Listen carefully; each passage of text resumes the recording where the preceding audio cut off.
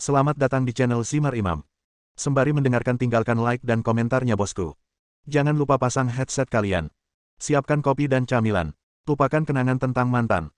Mari kita dengarkan sambil rebahan. Kembalinya Sang Raja. Bab 149. Ziki bingung. Saya tidak pernah menyangka Su Yuanzheng akan begitu tegas. Wei Chantian, patahkan lengannya dan beritahu dia konsekuensi menyinggung perasaanku, Su Chen. Lengan patah. Wajah Ziki pucat, dan dia hampir ketakutan. Su Chen, kamu tidak bisa melakukan ini padaku. Keluarga Wu kami adalah orang terkaya di Jiangnan. Jika kamu berani menyentuh sehelai rambut pun di kepalaku, maka keluarga Wu kami tidak akan membiarkanmu pergi. Jika kamu berani datang, aku akan membunuhmu. Setelah mengatakan itu, Su Chen mendengus dingin dan berkata, Wei Chantian, jangan bertindak dulu. Wei Chantian begitu ketakutan oleh Su Chen hingga dia gemetar dan langsung memerintahkan anak buahnya untuk mematahkan tangan Wu Ziki. Wu Ziki dibawa pergi seperti hantu yang melolong, dan keluarga Guan benar-benar terdiam. Berdebar.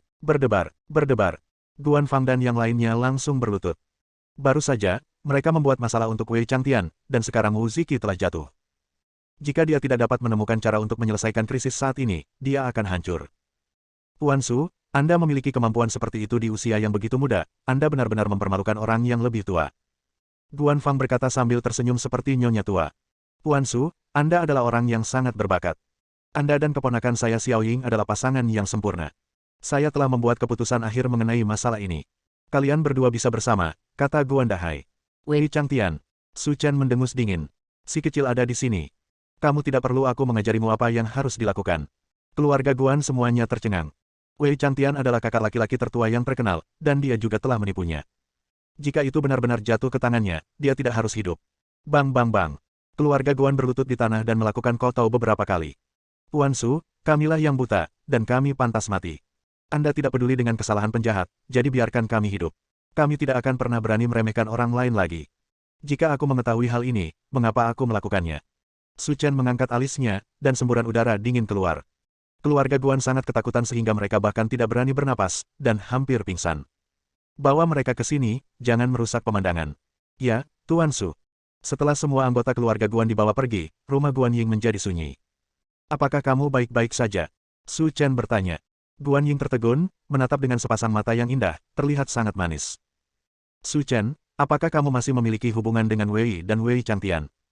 Dia adalah premanku dan bekerja khusus untukku, kata Su Chen dengan tenang. Meskipun dia sudah tahu apa yang sedang terjadi, setelah menerima konfirmasi Su Chen, Guan Ying masih menganggapnya sulit dipercaya. Wei Chantian yang terkenal sebenarnya adalah bawahannya. Dan hubungan antara Su Chen dan wali kota Su tampaknya tidak sesederhana itu. Oke, jangan bicarakan hal ini dulu. Bukankah bibi sakit? Bawa aku ke sini untuk memeriksanya. Aku juga tahu beberapa keterampilan medis, jadi aku seharusnya bisa membantu. Su Chen mengubah topik pembicaraan, karena tidak mungkin dia bisa menjelaskan hal seperti itu. Kamu juga tahu keterampilan medis. Ekspresi yang lebih sulit dipercaya muncul di wajah cantik Guan Ying. Dia tidak pernah menyangka Su Chen bahkan memiliki keterampilan medis. Beberapa. Kalau begitu tolong tunjukkan pada ibuku. Di bawah kepemimpinan Guan Ying, Su Chen pergi ke kamar tidur di dalam. Terbaring di tempat tidur di kamar tidur adalah seorang wanita pucat dengan rambut acak-acakan. Meski sudah tua, tidak sulit untuk melihat bahwa ibu Guan Ying pasti cantik ketika ia masih muda. Sebelumnya, karena kamu, aku mendapat sejumlah uang di pameran mobil, tapi itu masih belum cukup untuk biaya pengobatan. Kami tidak punya pilihan selain meninggalkan rumah sakit, kata Guan Ying sedih. Su Chen mengangguk dan berkata, penyakit bibi pasti sudah berlangsung bertahun-tahun. Memang kami sudah berusaha semaksimal mungkin untuk mengobatinya selama bertahun-tahun, tapi tidak berhasil. Tidak masalah, serahkan saja padaku. Setelah mengatakan itu, Su Chen berjalan menuju ranjang rumah sakit, dengan lembut meletakkan tangannya di denyut nadi Cheng Yan, dan kemudian meletakkannya setelah beberapa detik. Setelah itu, Su Chen mengambil pena dan kertas, menulis selusin obat Tiongkok, dan menyerahkannya kepada Wei Chantian, yang baru saja kembali dari luar. Ikuti resep ini dan minum obat secukupnya selama 3 bulan. Saya mengerti, Tuan Su, saya akan segera melakukannya. Setelah menjelaskan resepnya, Su Chen berkata sambil tersenyum. Jangan khawatir. Meski penyakit bibi sangat serius, namun sesuai resep yang saya resepkan, selama dia meminumnya selama 3 bulan, dia akan sembuh. Benar-benar. Guan Ying dan Guanda berseru serempak. Tentu saja, resep yang saya resepkan, Su Chen, masih bisa palsu. Terima kasih, Su Chen, aku benar-benar tidak tahu apa yang akan kulakukan tanpamu. Baiklah, kamu dan pamanmu harus sibuk dulu. Aku pulang dulu. Karena rumahnya berantakan, Guan Datong tidak menahan Su Chen, tetapi dia tetap mengeluarkan uang 200 yuan yang kusut dari sakunya dan memberikannya kepada Guan Ying. Xiao Ying, ambillah uang ini. Tidak ada yang bisa dihibur di rumah. Ajak Su Chen dan Bos Wei makan. Kami akan mengunjungimu untuk mengucapkan terima kasih di lain hari. Tahu. Setelah keluar, Su Chen berkata kepada Guan Ying. Aku telah memberitahu Wei Changtian dan memintanya mencarikan pekerjaan baru untuk ayahmu. Selain itu, kamu harus berhenti tinggal di sini. Aku akan mencarikanmu rumah lain. Tidak nyaman bagimu untuk pergi ke sekolah dalam jarak yang begitu jauh. Tidak. Guan Ying dengan cepat menolak, saya sudah sangat berterima kasih kepada Anda jika Anda dapat membantu ayah saya mendapatkan pekerjaan baru.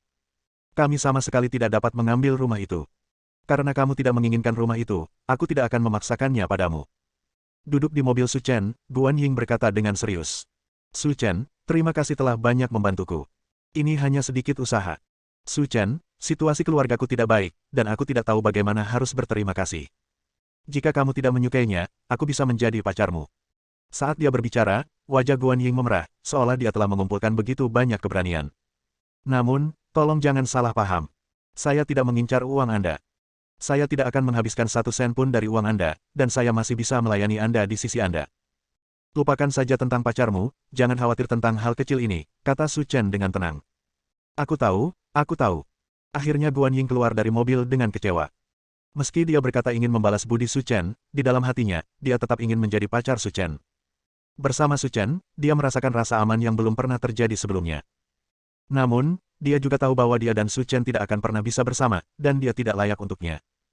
Dalam perjalanan keluar dari rumah Guan, Su Chen menerima telepon dari Su Shihan.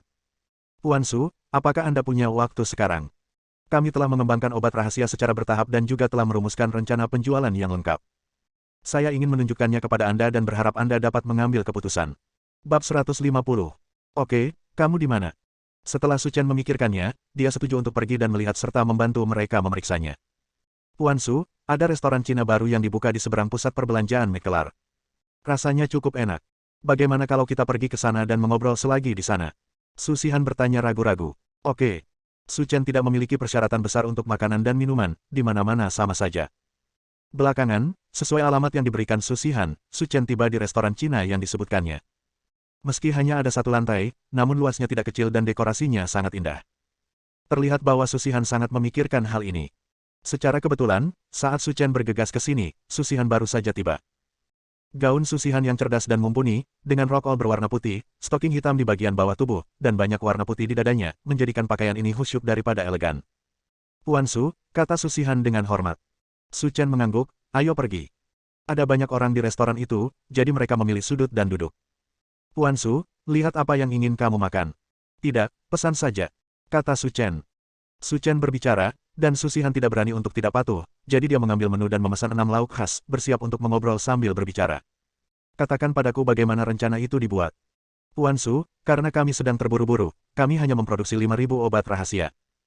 Efeknya bukan untuk memperpanjang umur penggunanya, tetapi untuk memperbaiki kondisi fisik tubuh dan terhindar dari penyakit.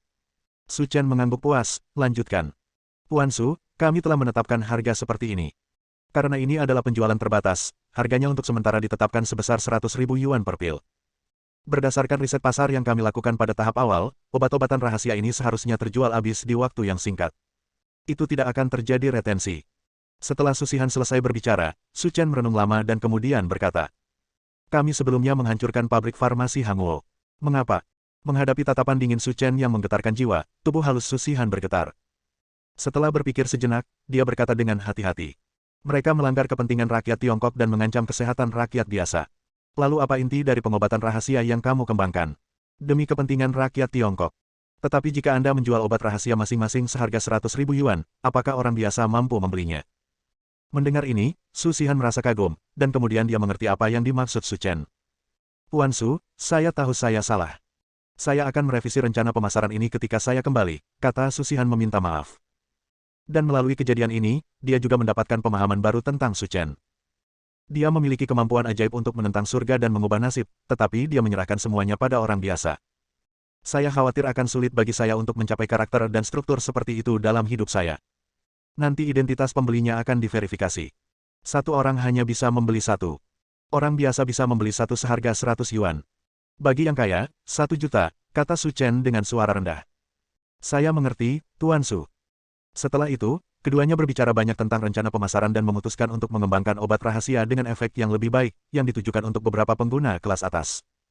Bagaimanapun, perusahaan adalah organisasi nirlaba, dan jika ingin memberikan manfaat, salah satunya saja sudah cukup. Tujuannya juga untuk mencegah para penjahat tersebut memanfaatkan kesempatan untuk membeli dan menjual serta mendapatkan keuntungan besar. Tuan Su, apa pendapat Anda tentang restoran ini? Apakah Anda puas dengan makanannya? Setelah membicarakan bisnisnya, Susihan bertanya dengan hati-hati. Rasanya cukup enak. Jika Tuan Su menyukainya, maka saya akan membeli kembali restoran ini sekarang. Setelah mengatakan itu, sebelum Su Chen dapat menolak, Susihan menghubungi nomor telepon sekretaris dan berkata, "Dalam 30 menit, kita akan membeli gedung Haiyan." Mereka menetapkan harga berapapun yang mereka inginkan. Setelah menjelaskan masalahnya, Susihan menelepon dan Su Chen berkata, "Tidak perlu terlalu boros dan boros. Jangan sia-siakan. Selama Tuan Su menyukainya, tidak peduli berapa banyak uang yang Anda keluarkan, itu akan sepadan." Susihan berkata dengan lembut, "Tuan Su, ayo makan pelan-pelan. Saya membelinya atas nama Anda. Anda hanya perlu menandatanganinya nanti." Saat dia berbicara, wajah Susihan sedikit memerah, karena dia bisa menggunakan kesempatan ini untuk tinggal bersama Su Chen untuk sementara waktu. Susihan sangat puas dengan wajah tanpa celah itu. Jika memungkinkan, dia lebih suka menyerahkan kekayaannya dan tinggal bersamanya. Bisa. Hei, Su Chen, kamu sebenarnya ada di sini. Saat keduanya sedang makan, tiba-tiba terdengar suara seru dari pintu. Su Chen mendongak dan menemukan dua wanita berjalan ke arahnya. Salah satunya adalah wanita parubaya cantik berusia 40-an, dengan riasan indah dan pakaian mahal. Di sebelahnya, ada seorang gadis berumur 18 atau 19 tahun, yang terlihat cukup tampan. Melihat gadis itu, Su Chen merasa curiga dan berpikir sejenak sebelum mengingat siapa dia. Itu Chen Yitong dari kelas 3. Keduanya tidak saling mengenal, mereka hanya bertemu beberapa kali saat kelas besar. "Bu, dia adalah Su Chen yang kusebutkan padamu sebelumnya. Bukankah dia sangat tampan? Terlebih lagi, dia mendapat nilai penuh dalam ujian masuk bersama. Rektor universitas ternama di seluruh negeri datang dan memintanya untuk belajar." "Di mana universitas?" Chen Yitong berkata dengan penuh semangat. Ibu Chen Yitong juga sedikit terkejut. Dia tidak menyangka akan ada pria tampan di dunia ini. Jika hanya beberapa tahun berlalu, tidak akan ada wanita yang bisa lepas dari cengkeramannya. "Kamu adalah Su Chen. Izinkan saya memperkenalkan diri terlebih dahulu. Nama saya Li Jiahui, dan saya Ibu Yitong." Su Chen mengangguk sebagai salam. "Su Chen, putriku selalu menyebutmu kepadaku sebelumnya, mengatakan bahwa kamu adalah orang yang sangat baik, jadi aku punya ide. Aku ingin kamu memberikan pelajaran tambahan untuk keluarga Yitong kami. Adapun imbalannya, kamu bisa mengatakan apa saja Anda mau. Dengan keluarga Chen kami. Selama Anda menyebutkan asetnya, kami akan membayar Anda berapapun jumlahnya." Saat berbicara, Li Jiahui terlihat cukup arogan, sangat merendahkan. "Lagi pula, ayah Yitong bekerja di luar negeri sepanjang tahun, jadi kamu bisa pindah ke rumah kami dan mengendarai mobil keluarga sesukamu. Maka akan lebih nyaman bagimu untuk pergi ke sekolah bersama." Mendengar kata-kata Li Jiahui, wajah Susihan dipenuhi garis-garis hitam. "Tinggal di rumah, Anda harus mengikuti ritme sapi tua yang memakan rumput muda." "Oh ye, Ibu, kamu baik sekali," kata Chen Yitong penuh semangat, seolah dia akan mengorbankan dirinya sendiri. "Menjauhlah dariku, aku tidak tertarik dengan uangmu," kata Su Chen sambil makan. "Kebaikan." Li Jiahui tercengang, seolah dia tidak menyangka Su Chen akan menolak sepenuhnya. Apakah dia tidak mengerti maksudnya? Bersambung.